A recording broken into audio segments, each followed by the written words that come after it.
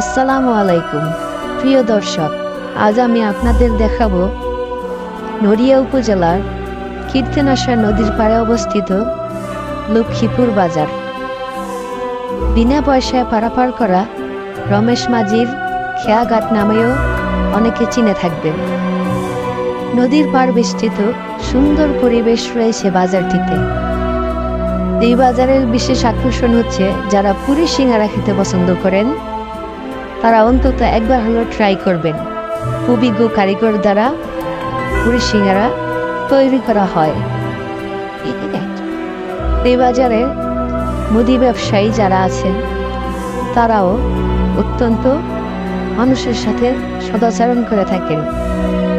চায়ের বৈশিষ্ট্য রয়েছে এবং চায়ের অনেক নামও রয়েছে।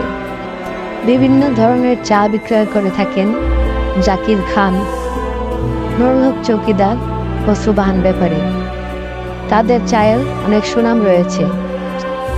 বাজারের দোকানদার যারা আছে প্রত্যেকের ব্যবহার অন্যতম।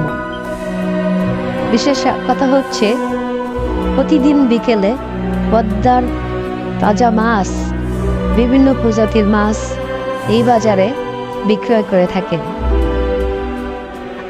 আপনি যখন এই মাছগুলো দেখবেন আপনার কেনার ইচ্ছা জাগবে, কারণ আপনি হয়তো বা সচরাচর এই মাছগুলো অনেক বাজারে দেখতে পাবেন না। এখানকার জেলেরা